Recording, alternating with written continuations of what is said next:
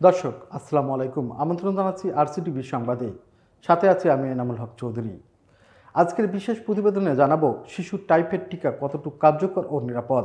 শিশু রোগ প্রতিরোধ ক্ষমতা গড়ে তোলার জন্য ভ্যাকসিনের ভূমিকা অপরিহার্য। টাইফয়েড একটি মারাত্মক ব্যাকটেরিয়াজনিত রোগ যা দূষিত খাবার ও পানির মাধ্যমে দ্রুত ছড়িয়ে পড়ে। বিশেষ করে শিশুদের মধ্যে এটি বেশি দেখা যায়, কারণ তাদের শরীরে এখনও সংবেদনশীল।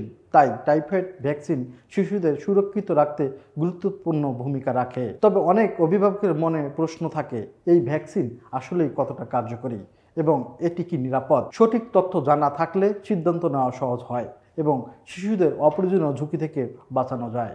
এখন প্রশ্ন হলো, বাচ্চাদের টাইফয়েড কেন হয়? দূষিত পানি, অপরিষ্কার খাবার বা সংক্রমিত ব্যক্তির সংস্পর্শে এলে স্যালমোনেলা টাইফি নামের এক ধরনের ব্যাকটেরিয়া শরীরে প্রবেশ করে, যার ফলে টাইফয়েড হয়। শিশুরা বাইরে খেলাধুলা করার সময় কিংবা অপরিষ্কার হাতে খাবার খাওয়ার মাধ্যমে খুব সহজেই এই জীবাণু শরীরে ঢুকে পড়ে। এই কারণে টাইফয়েড থেকে বাঁচতে বাসায় রান্না করা খাবার খাবেন, পানি ফুটিয়ে খাবেন এবং বাসি খাবার খাবেন না। স্কুলগামী বাচ্চাদের বাসায় তৈরি খাবার টিফিন দিয়ে দিন। বুঝিয়ে বলুন কোনো অবস্থায় যেন বাইরের খাবার সে না খায়। স্কুলের বাইরের খাবারগুলোর মধ্যে যেমন ফুচকা, ভেলপুরি, চটপটি, আচার, শরবত বা আইসক্রিম, এগুলো টক, মিষ্টি ও ঠান্ডা খাবার বাচ্চাদের মধ্যে পানিবাহিত রোগের অন্যতম কারণ।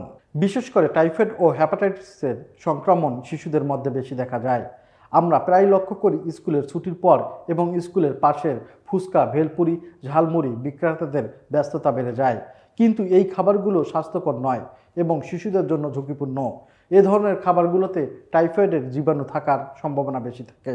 দূষিত পানি এবং এ ধরনের বাইরের খাবারগুলোই টাইফয়েড এর আক্রান্ত হওয়ার প্রধান কারণ। সারা বিশ্বে প্রতি বছর প্রায় 10 লক্ষ থেকে 1.1 কোটি শিশু টাইফয়েড আক্রান্ত হয়, যার মধ্যে প্রায় 1,10,000 থেকে 1,16,000 জনের মৃত্যু হয়। এই রোগটি বিশেষ করে দক্ষিণ পূর্ব এশিয়া, আফ্রিকা এবং দক্ষিণ আমেরিকার উন্নয়নশীল দেশগুলোতেই বেশি দেখা যায়। বাংলাদেশ টাইফয়েড একটি গুরুত্বপূর্ণ স্বাস্থ্য সমস্যা। প্রতি বছর প্রায় 3 লক্ষ শিশু টাইফয়েডে আক্রান্ত হয়, যার মধ্যে মৃত্যুবরণ করেন 6,000 শিশু। টাইফয়েড কনজুগেট ভ্যাকসিন টিসিবি ইতিমধ্যে কয়েকটি দেশে জাতীয় টিকাদান কর্মসূচির অংশ হিসেবে চালু হয়েছে। যেসব দেশে সরকারিভাবে এই ভ্যাকসিন দেওয়া হচ্ছে তার মধ্যে প্রধানগুলো হলো পাকিস্তান, নেপাল ও ভারত। গত 12 অক্টোবর 2025 সাল থেকে দেশব্যাপী শুরু হয়েছে টাইফয়েড টিকাদান কর্মসূচি।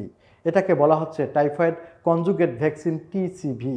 আপনারা জেনে খুশি হবেন যে আমাদের দেশে 2018 সালে আইসিডিডিআরবি এবং আমাদের টিকাদান কর্মসূচি ইপিআই এর যৌথ উদ্যোগে প্রায় 42,000 শিশুকে ঢাকার মিরপুরে ভ্যাকসিন দেওয়া হয়েছে এবং তাদের মধ্যে 2 বছর পরেই চেক করে দেখা গিয়েছে তাদের টাইফয়েডের বিরুদ্ধে প্রায় 85% প্রোটেকশন তাদের পাওয়া গিয়েছে। এখন যে ভ্যাকসিনটা দেওয়া হচ্ছে এটা অনেক ক্ষেত্রেই বলা হচ্ছে একবার দিলেই চলবে।